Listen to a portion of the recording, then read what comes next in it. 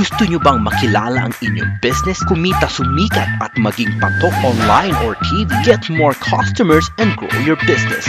Advertise now. From the studios of Litter News Philippines, Errol Dakame of Kamao Asset.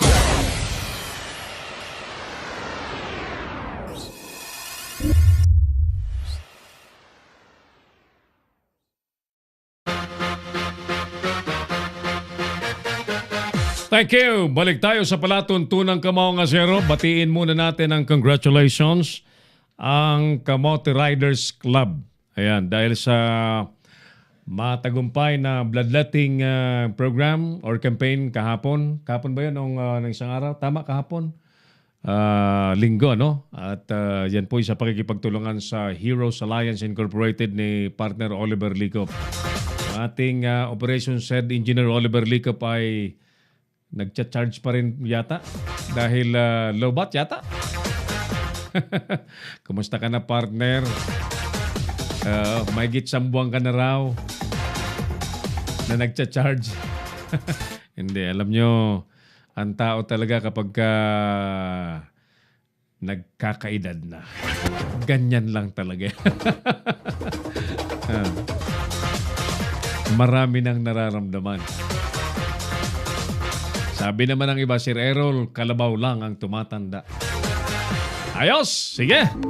Makakapekto ba sa kampanya laban sa korupsyon ng gobyerno ang pag-endorso po ng Pangulo kay Senador Jinggoy, dating Senador Jinggoy Estrada? Take note mga kaibigan, si dating Senador Jinggoy Estrada ay akusado po ng makailan or ilang counts po ng graft and corruption. At ito po ay may kaugnayan pa rin po sa anomalya at mga mahika ni Napoles tungkol po sa pork barrel at sinasabi pong nagkamal ng salapi at naging sangkot sa pag-arkitekto po ng pera ng bayan para mapunta lamang sa mga bulsa ng malalaking bulsa. Pero sa papel po ang sinasabi, maraming proyektong pinakinabangan daw po ng publiko. Pero lumalabas na hindi po totoo. Yan po ang pag-usapan natin. Pero hindi po natin sinasabing talagang corrupt si dating Senador Jinggoy Estrada. Akusado. Ang sinasabi ko po, akusado ng kasalanang graft and corruption. Idiretso po muna natin sa iba pang mga reports. Chinese national na nanaboy po ng taho sa pulis, kinasuhan na. Alamin natin ang update. Dala na sa atin ni partner Jose Coy Laura. Yes, Coy! Magandang hapon, pasok! Kasamang Errol, kasong direct assault, unjust vexation to the undesirable alien at disobedience to agent of person in authority ang isinampang kaso ng Eastern Police District at ng NCRPO sa Mandaluyong City Prosecutor's Office kahapon ng hapon kay Jolly Zhang na isang estudyante na Chinese national matapos nitong isaboy sa isang pulis ang dala-dala nitong taho o soya noong Sabado ng umaga sa MRT Boni Station. Matatandaan na hindi pinapasok ng mga gwardya ng MRT station si Zhang dahil sa dala nitong pagkain na ipinagbabawal ngayon ng Department of Transit at ng PNP sa mga pasahero na sumasakay ng MRT at LRT ang pagdadala ng kahit anong liquid o pagkain sa loob ng nasabing pampublikong sasakyan. Subalit, imbis na sumunod ang babaeng inchik, ay kinagalitan nito ang mga gwardya na sumasaway sa kanya at doon na pumagitna ang pulis na si PO1 Cristobal para paliwanagan ang sospek. Subalit imbis na makinig ay itinapon ng sospek ang dala nitong taho o soya sa uniforme ng pulis at doon na inaresto ng mga nagresponding mga iba pang pulis ang babaeng Chinese. Agad namang isinalang sa inquest proceedings si Zhang at sinamahan ng isang PAW lawyer. Subalit kalaunan ay dumating ang private lawyer nito na si Attorney Zandra C. Respal na magdedepensa dito. Kinumpirma naman ni Inquest Prosecutors Herbert abugan ang naturang mga kaso na isinampa sa sospek. Nakatakdang ilabas ngayong araw ang resolusyon ng deportation order para dito o mananatili sa bansa ang babaeng inchik dahil sa ginawang pambabastos sa ating otoridad. Samantala, ginawaran naman ng komendasyon o pagkilala ng NCRPO sa Camp Crame si Cristobal dahil sa pinakita nitong maximum tolerance at paggampan sa tungkulin. Mula dito sa National Capital Region Police Office, ito si Koy Laura ng Leader News Philippines. Si Errol Dacame, ang Kamaong Asero. Thank you, partner Koy, na may piyok-piyok pa sa dulo. Ganyan ka, excited ang mga reports ni partner Koy. Nagbumula po sa NCRPO. Samantala mga kaibigan, batiin muna natin ang mga nakasilip kanina pa sa ating program. Si Tol Engineer William Bragay sa United Arab Emirates sa Abu Dhabi at sila PJ Cabrera dyan sa Quezon Province. PJ, saan ka nga ba? Sa San Pablo City. At si Paul Lopez sa Tuguegarao City. Ayan, sige. So, mamaya babasahin natin yung initial reactor sa ating palatuntunan. Ate Jessa ng OMT. Wow, masarap dyan ang ano eh. Ano nga ang meron dyan kay Ate Jess? Mga... milk tea. Ayan, milk tea. Paborito yan ng mga ng mga Chinese at ng mga Koreans. Magkano ang Korean? Yan, Ate Jess and Company dyan sa OMT. Magandang hapon po and thank you for joining our program. Sir Ray Fernandez, magandang hapon po and salamat po sa panonood. At sa tropa ni Paul Lopez dyan sa Tuguegarao City, magandang hapon sa inyong lahat. Ulitin natin ang ating survey question. Makaka-apekto ba sa kampanya laban sa korupsyon ang pag-endorso ng Pangulo kay dating Senador Jinggoy Estrada? Tuloy tayo sa ating programa. Isa pang report ang ating panoorin. Miss Global International at Best World Model 2019 ay talagang nagpasiklaban daw kabilang sa pagrampa, kasiksyan ng kanilang event. Talaga mga reports ni Paring Mike. Paring Mike, gaano ba kagaganda ang mga sinilip mo na naman dyan sa iyong camera? Pasok ka! Wagi sa Best Swimsuit Competition si Miss Global USA kasama si Czech Republic at second runner-up Venezuela. Nagpatalbugan ng katawan at pagrampa ang mga kandidata ng Miss Global International na gaganapin ngayong gabi sa Resort World Manila, Pasay City. Samantala, ginanap ang Best World Model Finals 2019 sa Green Sun, Pasong Tamo, Makati. Pinakita ng mga modelo ang kanilang estilo sa paglalakad, suot ang iba't ibang damit na gawa ng mga designer. Itinanghal na Female Best World Model 2019 si Yumi Fernandez at sa lalaki naman ay si Wilson Yalung. Narito ang panayam ng Leader News Philippines.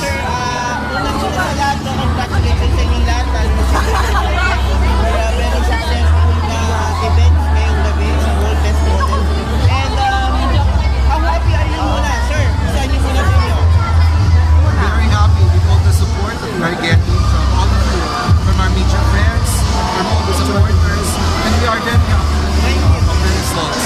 Well deserved ang mga winners natin. Pero madam, I know na hindi nyo masyado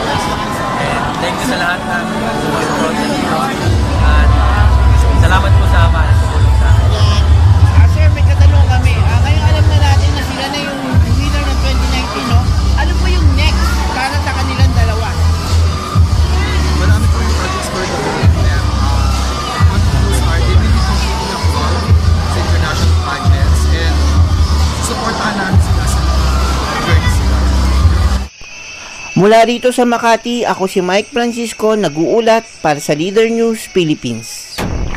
Si Errol Dacame, ang Kamaong Asero.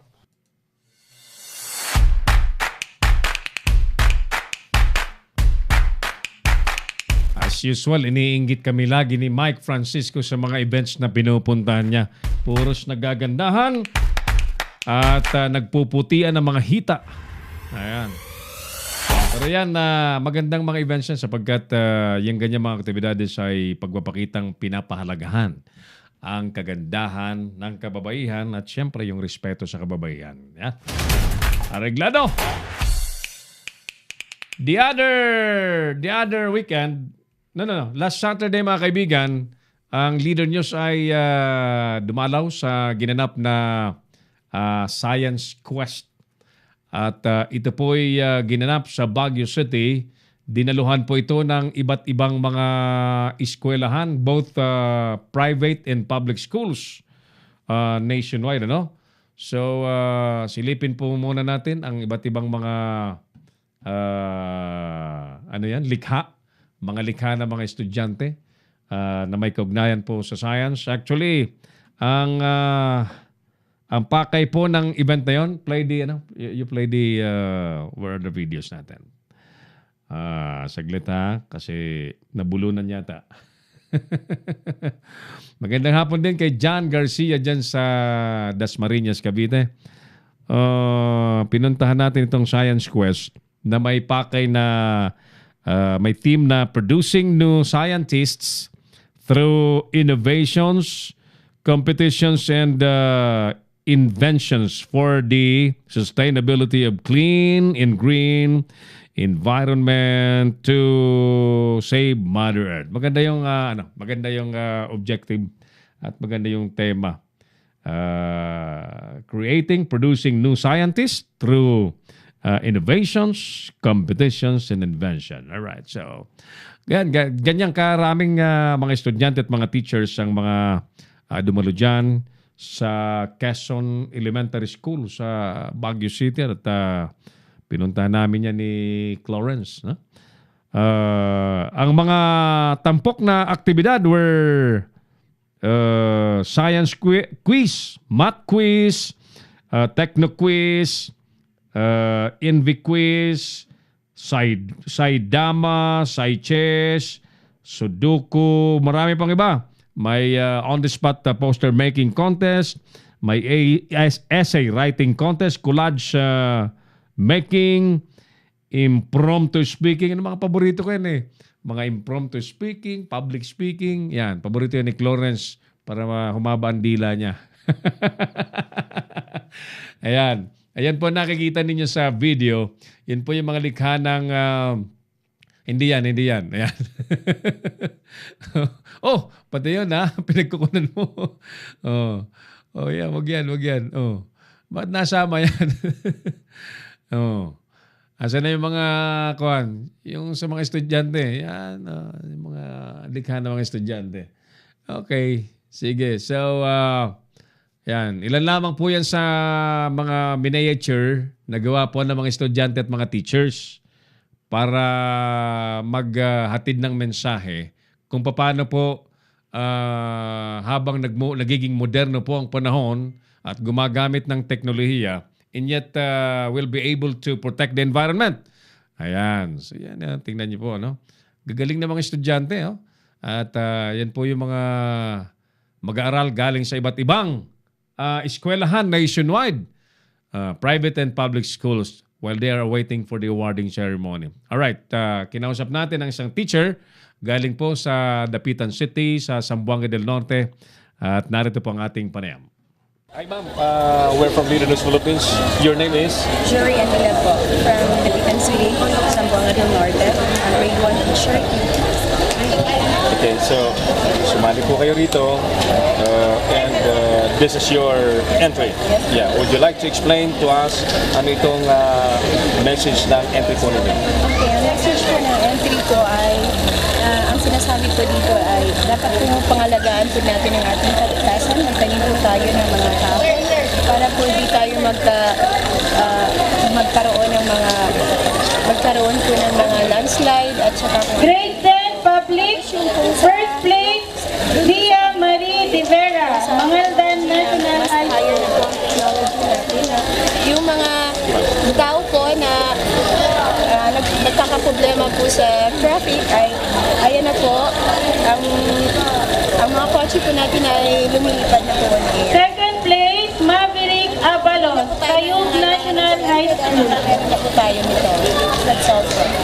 Ma'am, what would be the impact of this such an event that you gathered here together with the students, and hoping that we can create something? Third place, Nasa isip niyo. Eliza Di Maano. Ibigay po ng Third inspirasyon place, sa mga tao. Eliza Di Ang Maano. ating pong ginagawa, ang lahat po dito ay para po sa atin. Hindi po naisulat po, Kinabukasan na dapat po tayo ay pangalagaan natin ang ating bayan, ang ating bansa. Yan lang po. Fourth, Ayan. Ang teacher pong yan, ang pangalan ay si Teacher Jury Andilab mula po sa Dapitan City sa Zamboanga del Norte.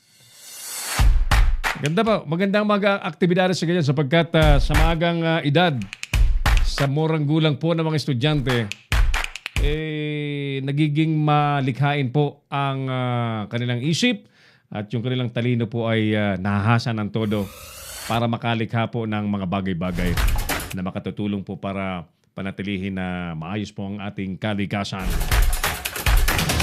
Makakaapekto ba sa kampanya laban sa korupsyon ang pag-endorso ng Pangulo kay dating Senador Jinggoy Estrada? Ilan pa sa babatiin natin? Tol Edmond Dakuya, dyan sa... Nasaan ba si Tol Edmond? Nasa Ghana, Africa yata. Primong Joel Brocales, magandang hapon dyan sa Mix Restaurant dyan sa Guadalupe sa Makati City. Who else? Florian Consulta Nacion. Ayan, sa Camarines Sur. Mga kamag-anak ko yata ito. Si Florian. Kumusta kayo dyan, Florian? Sa anong bayan nga kayo dyan sa Camarines Sur? Initial reactor natin, galing sa Tugigaraw. Si Paul Lopez, basahin ko. Maglalagay ako ng aking agimat para makita ko ito ng malinaw-linaw. Maaring makaapekto ang ginawang pag-endorso ng butihing Pangulo kay Jinggoy Estrada dahil na din sa makinakaharap nitong mga patong-patong na kaso at raso sa bayan. Ngunit ayon na rin mismo sa batas, walang salang isang tao hanggat hindi pa ibinababa ang hatol ng hukuman sa kanya. Well, ayon sa batas, tama ka Paul. Kanina sa what do you call this? Sa Malacanang briefing with presidential spokesperson na Salvador Panelo, yung mga media man sa Malacanang, natanong siya na of all the candidates na pwedeng i-endorso ng Pangulo, no? Bakit daw si Senador Jinggoy Estrada? In fact, marami daw ang mga kandidatong malapit sa Pangulo na walang kwento ng korupsyon, bakit si Jinggoy Estrada pa daw? Yan ang mga tanong kanina. Pag-usapan natin yan, mga kaibigan, sa ating pagpatuloy at isasali po natin sa ating palatuntunan, sa ating pagbabalik, si senatorial candidate Gerald Arcega ng kanyang advokasya po ay bitayin ang lahat ng korap sa gobyerno. Ano naman kaya ang reaksyon ni senatorial candidate Gerald Arcega sa pagkaka-endorso ng Pangulo kay dating Senador Jinggoy Estrada? Sa pagbalik po yan ng ating palatuntunang Kamaong Asero. Magbabalik si Errol Nakame sa Kamaong Asero. Bring your business over 1 million TV or online. Reach your target customers anytime, anywhere. Your brand on TV or on the web. Get more customers and grow your business. Advertise now.